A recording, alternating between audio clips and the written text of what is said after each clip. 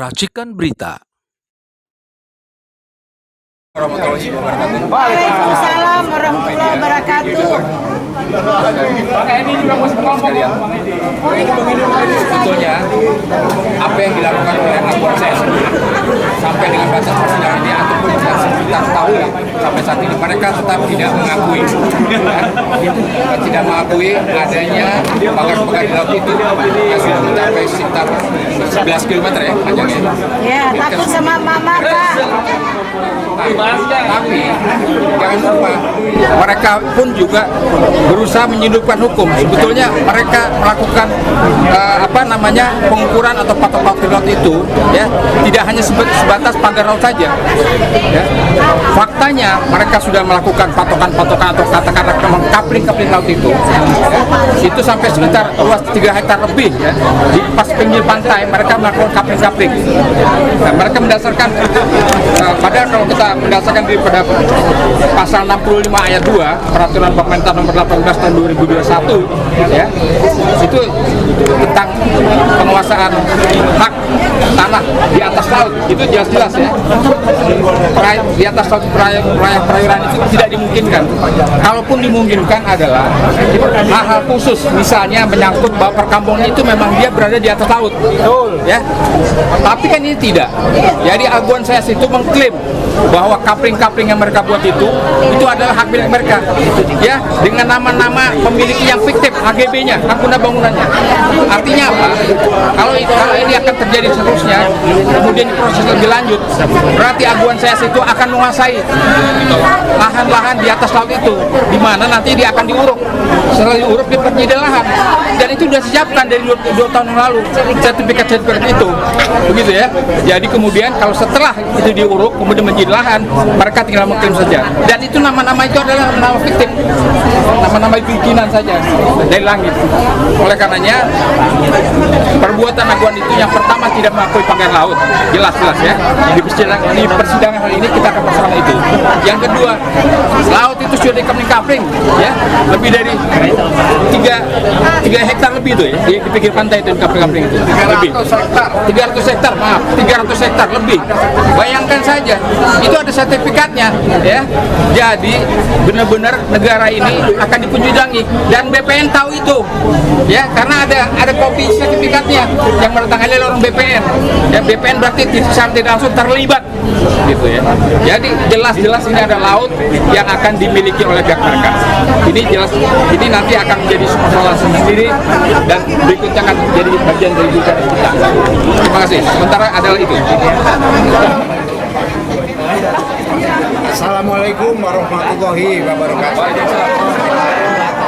Saya tidak akan lama-lama, tapi yang terpenting saya sampaikan ada satu berita gembira. Presiden kita Bapak Prabowo berada di pihak rakyat. Tanda ini. Jadi Pak Prabowo dalam 100 hari kerjanya kelihatan bahwa beliau berpihak pada rakyat.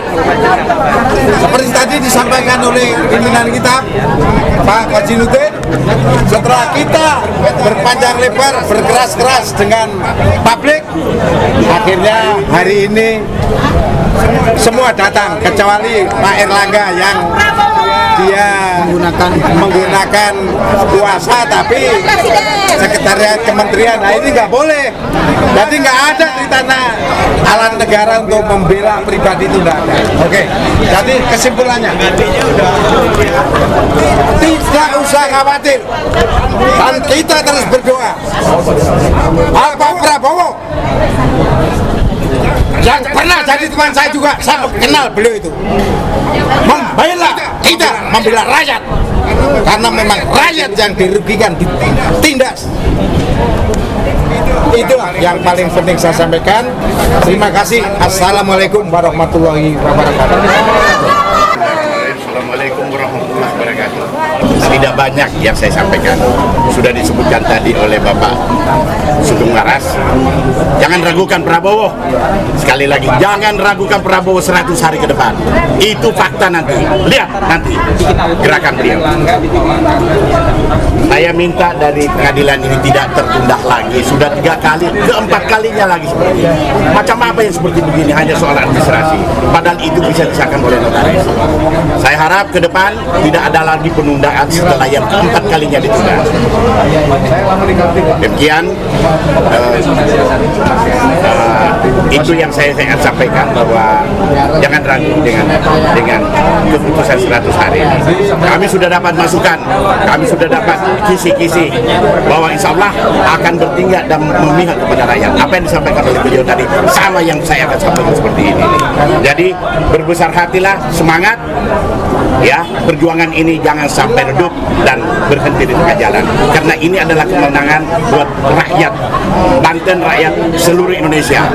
Seperti ini sudah bermunculan di Sumatera, di apa tadi itu yang kemarin itu sudah mangrove, itu sudah dicabut-cabut semua, itu sudah di ini sudah bermunculan semua ini. Itu akan habis satu model yang ada sekarang ini yang dilakukan oleh PIK 2 dengan proyek PSN. Harapan saya ke depan para pelaku-pelaku kebijakan untuk mematuhi apa yang dikatakan, apa yang diperintahkan oleh Presiden Prabowo. Karena ini dia tidak main-main. Presiden memerintahkan langsung kepada Kepala Staf Angkatan Laut, diperintahkan langsung dieksekusi. Tapi saya dengar ada penundaan lagi. Ini hal-hal yang tidak boleh. Namanya perintah Presiden itu tuh satu, tidak boleh dibantah, karena hak prerogatif Presiden itu memang sudah diundangkan. Apa maunya Presiden? Tidak mungkin mengambil kebijakan yang salah. Sekali lagi, harapan saya patuhi, ikuti saja, jangan kecil hati, semangat terus bangsa Indonesia, rakyat Indonesia untuk maju dan perjuangan. Ini adalah kemenangan sudah di depan mata kita. Terima kasih. Assalamualaikum warahmatullahi wabarakatuh.